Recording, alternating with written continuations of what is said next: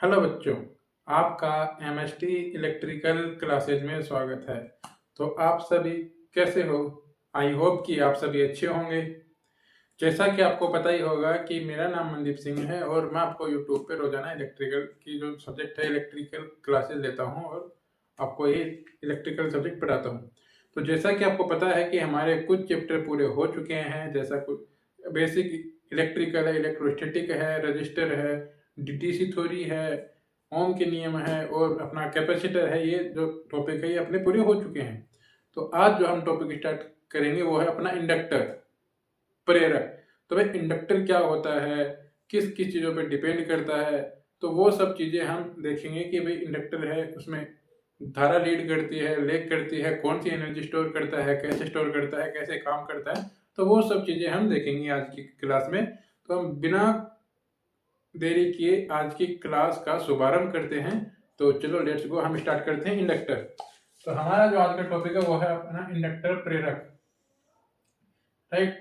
तो सबसे पहली चीज तो भाई आता है कि भाई सिंबल क्या है, कैसा क्या सीन है इसका, भाई वो तो बताओ भाई। तो भाई इस ये अपना जो स्टेप से होता है ना, कुंडली नुमा, कुंडली नुमा होता है ना, इसको हम बोलते हैं इंडक्टर। क्या बोलते हैं? इंडक्टर। इसको एल से डिफाइन करते हैं।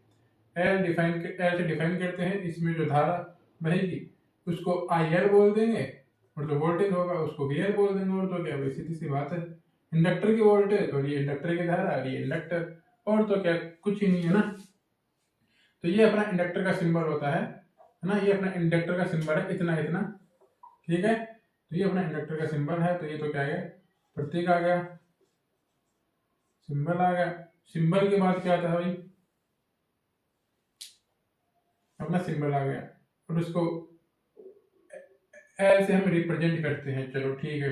अब इसके बाद तो भाई इसकी कुछ विशेष बातें हैं, तो वो कुछ विशेषताएं देखते हैं। इसकी कुछ विशेषताएं हैं। पहले चलो इसके मात्रक वगैरह वो सब चीजें देखे थे। तो ये अपना सिंबल हो गया। सिंबल के बाद क्या होता है अपना मात्रक। तो मात्रक क्या होता है इंडक्टर का? इसका मात्रक होता है हेनरी। इसका मात्रक होता है हेनरी, जिसको ऐसे डिफाइन करते हैं। हेनरी इसका मात्रक है, लेकिन जो अपना व्यवहारिक मात्रक है, लेकिन अपना जो व्यवहारिक जो मात्रक है, व्यवहारिक जो हम व्यवहार में यूज लेते हैं, व्यवहारिक मात्रक, तो वो अपना क्या होता है, वो अपना होता है millihenry. Millihenry, millihenry मतलब 10 की पावर माइनस 3, ए का मतलब 10 की पावर माइनस 3 ना। तो ये इसका व्यवहारिक मात्रक होता है मिली हेनरी, ठीक है। तो अब इसकी कुछ बातें हैं विशेष, और तो बस यही है, ठीक है। तो इसकी कुछ विशेषताएं हैं, पहले हम वो देख लेते हैं कि भाई क्या क्या विशेषताएं हैं, क्या सीन है भाई इसका, वो सब चीजें। तो भाई पहली चीज तो ये है कि जो इंडक्टर है ये क्या करता है, इंडक्टर है ये धारा की मतलब विद्युत धारा के मान परिवर्तन का विरोध करता है, एनर्जी को स्टोर करता है। पहले तो है कि जो प्रेरक है ये क्या है, चुंबकीय क्षेत्र के रूप में एनर्जी स्टोर करता है। चुंबकीय क्षेत्र के रूप में, मैग्नेटिक फील्ड बोल दो, मैग्नेटिक फ्लक्स बोल दो, तो उसके रूप में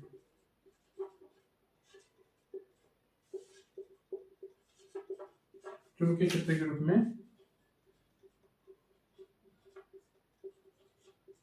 ऊर्जा संचित करता है।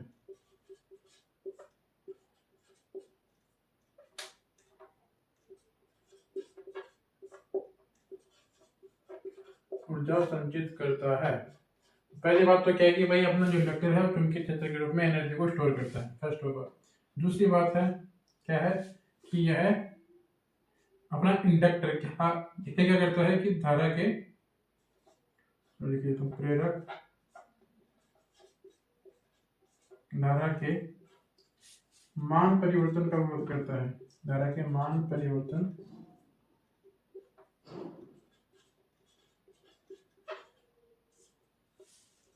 का विरोध करता है, का विरोध करता है। इंडक्टर धारा के मान परिवर्तन का विरोध करता है। तो जैसा अपना कैपेसिटर में था, कैपेसिटर में क्या था कि Vc 0 माइनस बराबर था Vc 0 प्लस। क्यों? क्योंकि भाई अपना ये जो कैपेसिटर था ये वोल्टेज के मान परिवर्तन का विरोध कर रहा था, तो इसीलिए ये था। यहाँ पे ये धारा के मान परिवर्तन का विरोध कर रहा है, तो हो जाएगा IL 0 माइनस बराबर IL 0 प्लस हो जाएगा। जैसा कैपेसिटर में था वैसा ही यहाँ पे हो जाएगा, कुछ ज्यादा कुछ चेंजेस नहीं है ना। तो ये अपना हो जाएगा IL 0 माइनस बराबर IL 0 प्लस। ठीक है। दूसरी बात क्या है कि भाई जो इंडक्टर होता है इसमें क्या करती है, जो धारा रहती है वो वोल्टेज से 90 डिग्री पश्चिमगामी होती है। प्रेरक में धारा विभव से 90 डिग्री पश्चिमगामी होती है, मतलब लेगिंग होती है।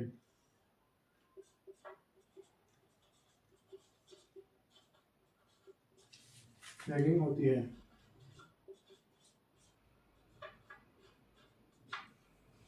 ठीक है। इंडक्टर में धारा है विभव से 90 डिग्री पश्चिमगामी होती है। ये प्रेरक धारा के मान परिवर्तन का विरोध करता है, इसलिए IL 0 माइनस बराबर IL 0 प्लस। चुंबकीय क्षेत्र के रूप में ऊर्जा को स्टोर करता है और इसका जो मात्रक है वो अपना हेनरी है, इसका व्यवहारिक मात्रक मिली हेनरी है। मिली है इसके पास -3 हेनरी हो गया। प्रतीक इसका इस टाइप का होता है, अपना जो सिंबल है जो प्रतीक का वो अपना ये हो गया है ना, ये अपना सिंबल ये हो गया। तो देखो ये तो अपने इंडक्टर की विशेषता है। अब हम पढ़ते हैं आगे, इसका एक डेरिवेशन है, इसका फॉर्मूला कि भाई जो धारा है वो वोल्टेज से 90 डिग्री कैसे पश्चिमगामी है, तो उसका वो चीज समझते हैं, वो क्या सीन उसका। उससे पहले तुमको एक चीज बता दो कि जो इंडक्टर में जैसे अपना तंत्र से अपना प्रतिरोध होता है, वैसे ही कैपेसिटर में कैपेसिटिव रिएक्टेंस होता है, धारित्र प्रतिघात होता है। वैसे ही इंडक्टर में इंडक्टिव रिएक्टेंस होता है, प्रेरणीय प्रतिघात है ना। तो वो चीज क्या है? प्रेरणिक प्रतिघात।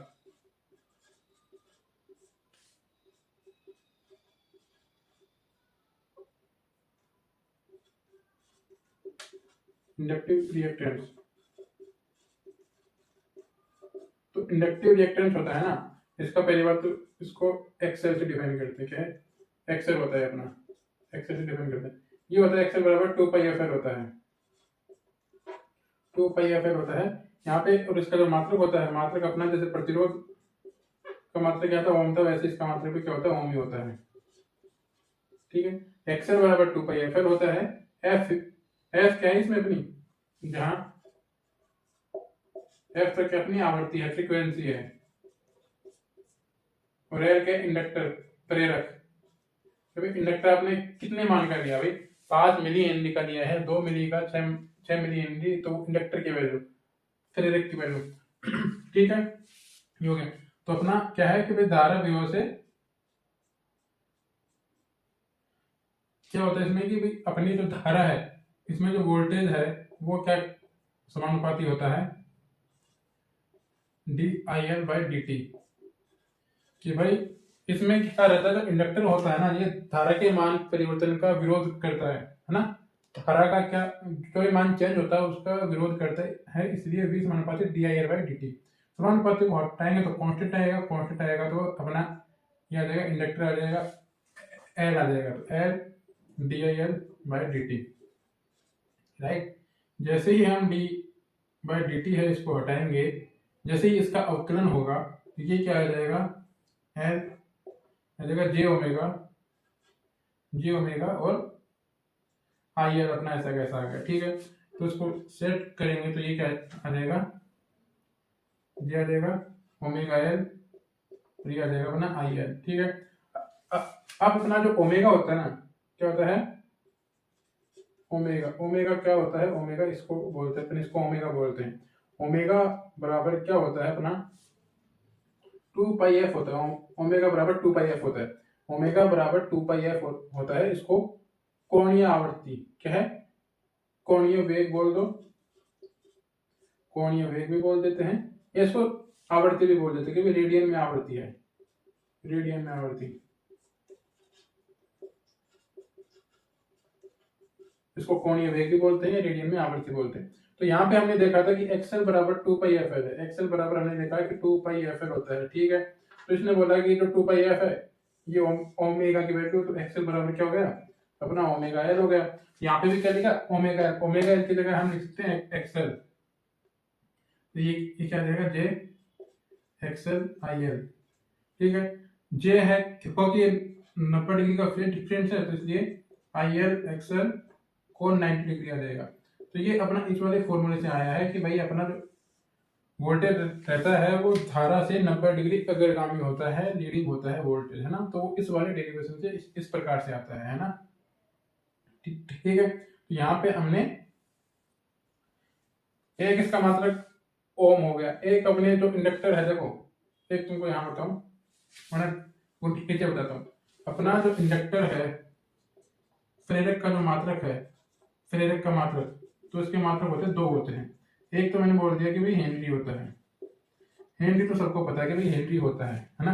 अब दूसरा मात्रक क्या होता है, एक्सएल बराबर 2 पाई एफ एल है ना अपना, एक्सएल बराबर 2 पाई एफ एल है ना, एक्सएल बराबर 2 पाई एफ एल है, क्या है यहाँ बताता हूँ, एक्सएल बराबर 2 पाई एफ एल है, राइट। 2 पाई एफ एल है तो इसमें अपन को एन निकालना है, एन निकालेंगे तो एक्सएल अपॉन में 2 पाई एफ आ जाएगा। एक्सएल का मात्रक क्या होता है भाई, इसका मात्रक होता है ओम होता है, क्या होता है ओम होता है। 2 पाई एफ तो फिक्स होता है, कांस्टेंट वैल्यू, एफ अपनी आवर्ती है, आवर्ती का मात्रक क्या होता है साइकिल प्रति सेकंड, क्या होता है चक्कर प्रति सेकंड, तो चक्कर यहाँ आ जाएगा, तो चक्कर प्रति सेकंड आ जाएगा, सेकंड पहुंच जाएगा ऊपर, तो हो गया ओम इंटू सेकंड। चक्कर का कोई मतलब नहीं है, अपना जो ये है कि ये ओम, और ओम हम जानते हैं आर बराबर वी अपॉन आई होता है, आर बराबर वी अपॉन आई होता है। तो यहां से ओम की जगह पे वोल्ट सेकंड प्रति एम्पियर, तो इसका एक मात्रक ये भी आ जाता है ना। तो इसका अन्य मात्रक क्या है, इसका अन्य मात्रक है वोल्ट सेकंड प्रति एम्पियर, ये इसका अन्य मात्रक भी है ना। तो इस टाइप से अपन इसको निकाल लेंगे कि भाई ये मात्रक आया कैसे, अपन यहां से भी निकाल सकते हैं, यहां से भी ये अपन निकाल सकते हैं, ये मात्रक अपन यहां से भी निकाल लेंगे। यहां से मानो अपन को एल का मान निकालना है, एल का मान निकालेंगे तो वी अपॉन क्या है D I L but T T आ जाएगा, तो ये उल्टा हो जाएगा ऊपर जाके, तो वी इंटू डी टी और में D I L, D I L ना। अपना वी का क्या है मात्रक वोल्ट है, ठीक है, टी है अपना टाइम है, समय है, और समय का मात्रक होता है सेकंड, और ये क्या हो गया विद्युत धारा, तो विद्युत धारा का मात्रक होता है एम्पीयर। तो अपन इससे भी निकाल सकते हैं, इससे भी निकाल सकते हैं ना। तो ये दोनों मात्रक याद रखना, हेनरी तो सबको पता है, बाकी वोल्ट इंटू सेकंड प्रति एम्पीयर भी इंडक्टर का मात्रक होता है। तो मैंने बता दिया कि V समानुपाती क्या है T I L by T T होता है। जब इसको सोल्व करते हैं तो यहाँ पे आता है V बराबर आई एल एक्सएल कोण 90 आता है ना, कि भाई अपनी जो वोल्टेज है वो 90 डिग्री लीड करती है, किससे, इंडक्टर की धारा से, आई एल से, है ना। वही हमने इंडक्टिव रिएक्टेंस भी देखा कि इंडक्टिव रिएक्टेंस एक्सएल बराबर 2 पाई एफ एल होता है, मात्रक इसका ओम होता है, और इसमें जो ओमेगा होता है, ओमेगा बराबर 2 पाई एफ होता है, तो एक्सएल बराबर ओमेगा एल भी होता है, हमने ये चीज भी देखी है ना, ठीक है। तो आज की क्लास में हम इतना ही पढ़ेंगे, तो आज की क्लास में हम इतना ही देखेंगे, बाकी का जो इंडक्टर का अगला पोर्शन है वो हम नेक्स्ट क्लास में देखेंगे। बाकी उसमें ये अपना फॉर्मूला आप याद रख लेना, ये वाला आप याद रख लेना ना, और एक ये भी रख लेना, एक ये भी रख लेना, ठीक है। ये है अपने ये फॉर्मूला याद रख लेना, और बाकी इसके मात्रक याद रख लेना, और जो भी मैंने जो इसकी विशेषताएं बताई है कि भाई चुंबकीय क्षेत्र के रूप में एनर्जी स्टोर करता है, और इसका एक मैंने बताया कि विद्युत धारा के मान परिवर्तन का विरोध करता है, इसलिए आई एस जीरो माइनस बराबर आई एस जीरो प्लस होता है ना। वो सब चीज़ें आप याद कर लेना। और आज के लिए इतना ही, और मैं उम्मीद करता हूँ कि आपको जो आज का लेक्चर है पसंद आया होगा और आपको ये लेक्चर समझ में भी आया होगा। तो आज के लिए इतना ही। तो take care, have a nice day.